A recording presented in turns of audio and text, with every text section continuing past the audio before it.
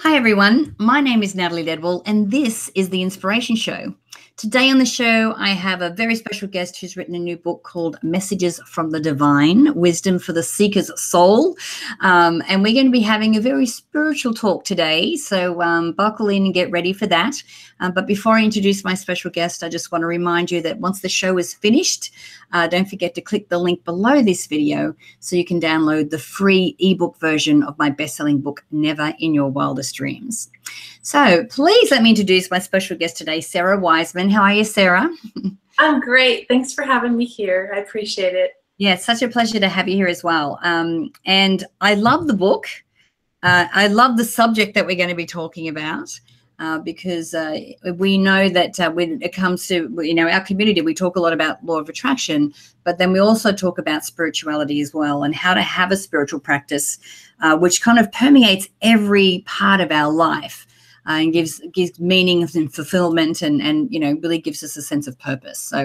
So I'm looking forward to this conversation. So why don't we start, first of all, with who you are? Like, what's your background? How did you get into writing about such an esoteric subject?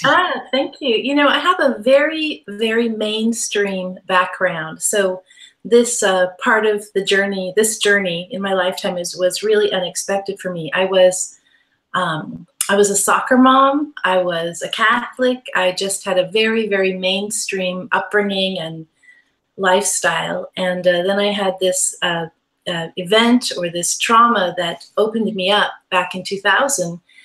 And just as people say, these events, they tend to change you. And they not only changed my outlook and my understanding, but they changed, I'm no longer a soccer mom. So they just changed everything for me, this new way of understanding things. But never in my wildest dreams did I ever think I would be doing this or even thinking about this. It wasn't in my vocabulary before. Right. So when you talk about this event, I'm assuming you're referring to your near-death experience? Mm-hmm. Yes. Yeah. So tell us a little bit what happened there. Well, I don't get into the gory details too much because they're just something I don't like to refer to, but it was on a plane and obviously we were all okay. But what happened, not so much the nitty-gritty, but what happened to me emotionally and spiritually from that event is that for the first time ever, I understood or saw or felt the divine. So all this time I'd been in Christian churches or Catholic churches, and I'd always known about all of it, but I'd never had that essential core shift of, oh, it's here, it's real. Oh my goodness, this absolute awe and bliss moment. And that was the change. That was the change in knowing at the deepest core that everything was true and real for me, was the thing that began to shift. And from that moment, the psychic abilities opened and all these other changes that came that people report and talk about. I'm certainly not the only one that this has happened to, that's for sure. Right. So did this expand on your, on your religious beliefs? No, that's such a good question. No, in fact, I think it kind of threw them out the window. I couldn't find in the religions that I was exposed to, I'm not saying this is true for everything, but I couldn't find something big enough to contain what I'd experienced. Right. And so that began this incredible search for, well, what is the answer then? How do we look at this? And that became the quest of my life, I guess I would say. Right. So after that, it sounds like you took up a practice of meditation. And it looks like that some of the teachings that have come through in the book have come through, your meditations. So where is this voice coming from? Like, what do you think is this intuition? Is this divine? How would you describe it? I would describe it, at the beginning, it was very distinctive. I don't want to use this, let's see, I'm going to say beings. They had personality, they had characteristics. And then as this has progressed for me, it's really, it's almost like you become entrained to what the voice is sounding like from these beings, and then gradually the beings just started to not be as strong. It's more like a it just comes through. And I don't mean I have voices in my head. That's not. I'm a very grounded, practical person. But just this sense of knowing that is not from my own brain begins to come through in meditation. And I was a journalist and those kinds of things where you're having to do a lot of typing at the time, and so it was very easy for me to type on a laptop with my eyes closed, and I just began to, okay, let's just type this down as it comes in and see what we've got here. And that was the beginning of sort of how these messages came through in this particular book. Oh, wow. And so explain for the people who haven't read the book yet, what are the messages? You know, what is it that's coming through? The messages are spiritual teachings, and I'm going to call it, or I've started to think about it, it's a spiritual guidebook for how we're here to live as, from the idea that we're souls instead of the idea that we're humans, or the idea that we're egos or personalities. It's a book that helps you understand what it means to be a soul. Like, okay, we're a soul in this lifetime. What is that all about? And then it also teaches, so that's the first part, you're a soul, that's your main purpose besides anything else. And the next piece is the universe is always in communication with us. It's not just us reaching out to the universe, help me, guide me, show me. It's the universe continually answering back and talking back. Like every single second, the universe is answering us. And so it's, how do we get this two-way communication? How do we understand how to use that? Right. So what I hear you saying is that anyone has the ability to be able to tap into this. Oh, for sure. Absolutely. In fact, and it's so simple. I'm curious, you know, it's such a strong and powerful tool to have for all of us. It astonishes me that we don't have this tool or all the other spiritual tools, you know, that we're not just taught this from kindergarten on. You know, why aren't we being taught this as children? But it takes a while to begin to learn it, I think. Right. And is there a special way to meditate? Like, how do we get this connection with the divine?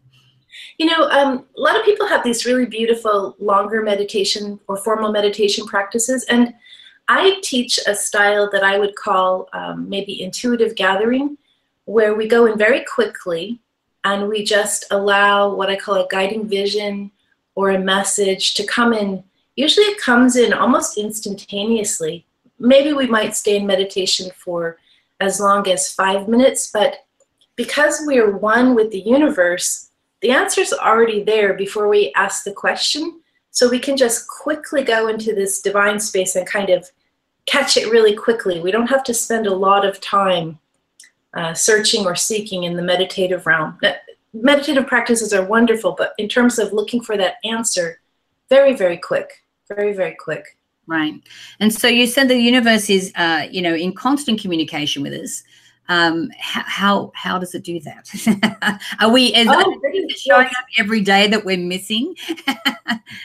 Yeah. Well, I mean, I would say there's no time. There's no time. It's not in communication. But the main ways that I think that are easiest to learn are things along the lines of working with guides in meditation, tracking the synchronicities and the events and signs in your life, which is a lovely way the universe likes to work with us. Animals and nature. I've had so many, I live out in the woods in Oregon, and I've had so many experiences in the natural world that directly answered, you know, some question maybe about work that I have. And then I go out and there's a totem animal that I see skittering by, and it just immediately answers. And then also just the events in our life. When we start to look at how we're being led, what's happening, we begin to have this idea of the sense of the flow the universe is taking us in. So when we start to pay attention, well, this happened, and then this, and then this, and we start to look at the journey, it gives us a really clear idea of where we're headed. and hopefully that's where we want to be headed. And if not, then we can adjust. Right. I know. And it sounds, I always had this thing, especially if I'm in a challenge. I go, this is going to be a really good part of the story when I tell it later to other people. And I know that everything is happening for me. And I also keep what we call an evidence journal. So all the things that show up that I know is the universe giving me the resources I need. I write that down. So again, when I'm having a challenge, I can look at this evidence journal and go, okay, this is cool. I know that everything's happening for me. So this must have been a little bit of a change for you, after you had, your incident in, 2000, and now you're kind of no longer a soccer mum. Like, how did the people around you respond to this? Oh, not well at all. No, I think sometimes when we go through these really, really big passages, our lives pretty much shift. We step into a new self. So, for example, I got divorced. I lost all the work that I was doing in marketing and so forth.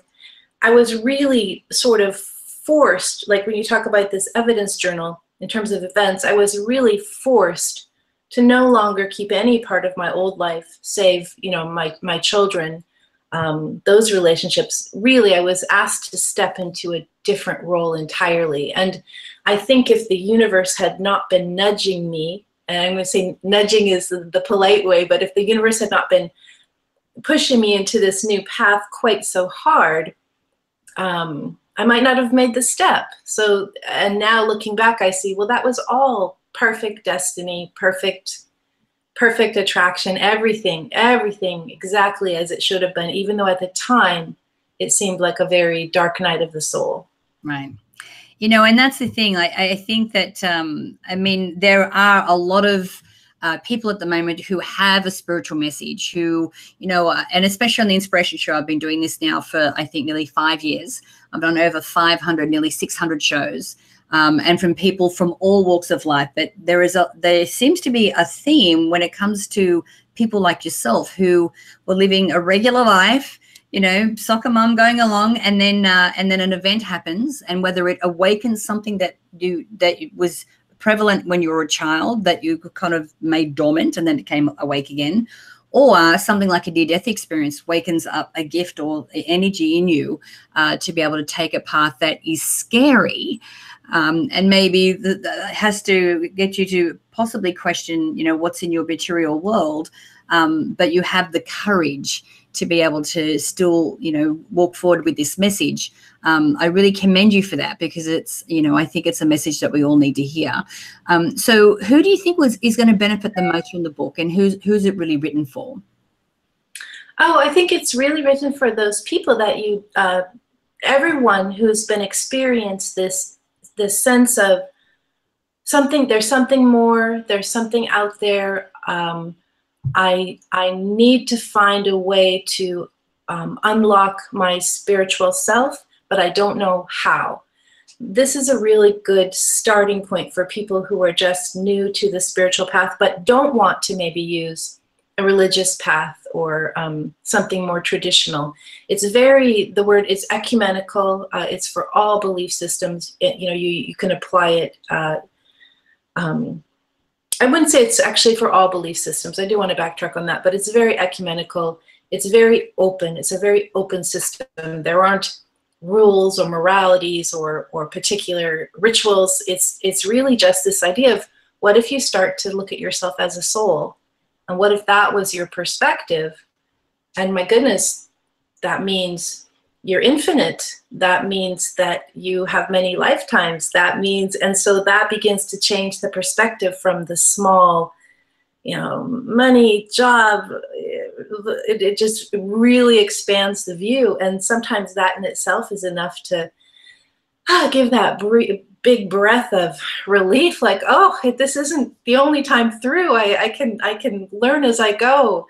And then for people that are very advanced, I think that the book sort of reads on two levels, is what I found. Like, it's great for people who are starting. For people who are well on the path, they're like, oh, now I get this part, or now I get this part. It's written at a variety of levels for people. Right. So I want to ask you now where people can get in touch with you and connect with you, because not only do you have the book, but you also have a free 11-week course that you're connecting with the book as well. So tell us about that, which is exceptionally generous. Thank you. Yes, I teach a lot of courses, and in fact, that's where mostly people know me from, is from the online courses that I teach. And I thought, I'll just do a course that goes with the book, and then we can have like the most giant book study group ever and just do it together. And it's a self-study course, but we have almost 1,000 people already signed up. So you can just go to sarawiseman.com, and right now we're all going to start together, but then later I'll make it so that it's just whenever you get the book, the course will be ready to start with you at the point that you're at. So there's no rush or worry or concern about that. Awesome. Sara, thank you for joining me today. And I really appreciate your time, and thank you for the work that you're doing. Because, I also believe that there are people who are just starting. If you're listening to this show and this conversation has sparked something in you, then I really highly encourage you to go to Sara's website, which is sarawiseman.com. We'll actually have a banner to the side here or a link underneath the video, so you can click there directly and go straight through. So thanks again, Sara, for joining me. Thank you. It's my great pleasure to talk with you. Thank you. Awesome. Now, guys, I encourage you to get the word out. Help us share the message. You can do that by clicking the Facebook and the Twitter share buttons on this page. Like I said, click on the banner or the link to go through to Sara's website. And don't forget, when all is over, if you click the link below that, you can download a free version of my ebook of Never in Your Wildest Dreams. So until next time, remember to live large, choose courageously, and love without limits. We'll see you soon.